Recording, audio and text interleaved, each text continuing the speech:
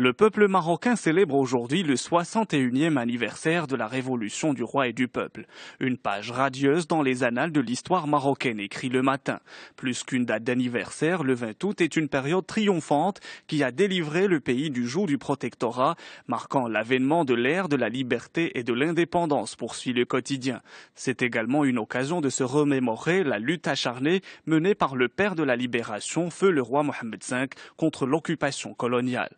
Les banques baissent leurs tarifs, titre l'économiste. C'est peut-être une aubaine. Les taux de crédit immobilier sont descendus en dessous de 6% au second trimestre 2014.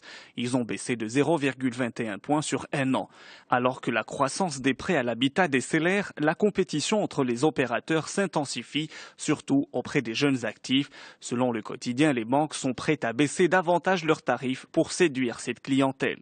Le Centre national de transfusion sanguine lance un appel urgent de dons de sang, nous informe Au Fait.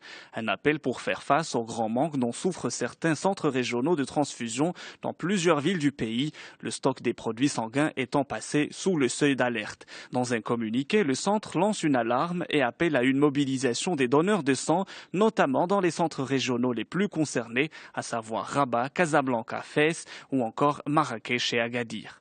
Dans la presse algérienne, l'avant-projet de loi de finances 2015 soulève la polémique, peut-on lire dans l'Expression.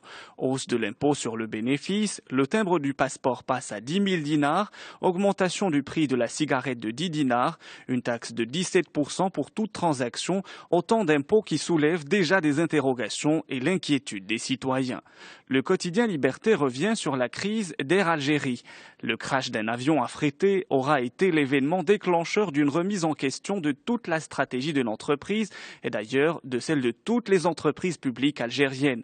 Selon le journal, la plupart des entreprises étatiques fonctionnent en dehors des standards de compétitivité et servent de simple alibi pour une redistribution de la rente sous forme de salaire au nom de la recherche de la paix sociale, tant qu'il y a encore de l'argent à y injecter.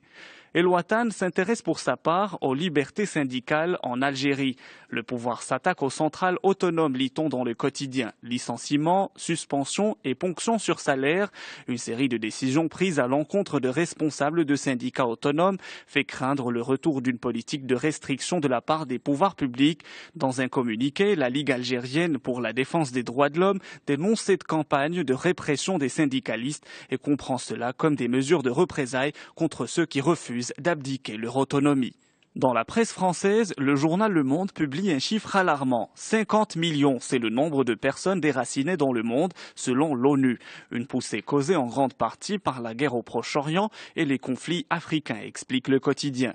Plus de 9 millions de personnes ont quitté leur foyer en Syrie et en Irak depuis le début des conflits. Le quotidien Libération de ce mercredi tire la sonnette d'alarme. L'humanité explose son budget écolo 2014. 8 mois ont suffi pour consommer l'équivalent des ressources produites par la planète en un an. Depuis mardi dernier, la population mondiale vit au-dessus de ses moyens écologiques et doit finir l'année à crédit, estime l'association Footprint Network qui calcule chaque année cette date symbolique. Le calcul est basé sur la consommation de matières premières agricoles, des produits issus de la mer et de la forêt, ainsi que la capacité de la planète à absorber le CO2 et les déchets produits. Dans l'actualité high-tech, le quotidien français Les Échos nous apprend qu'Apple vient de franchir un nouveau sommet à la bourse de New York.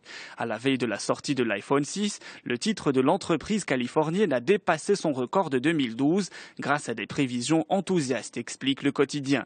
Les craintes récurrentes sur la capacité à innover d'Apple après Steve Jobs ou bien les récentes interrogations sur l'essoufflement de sa tablette iPad n'ont donc pas entamé le moral des investisseurs.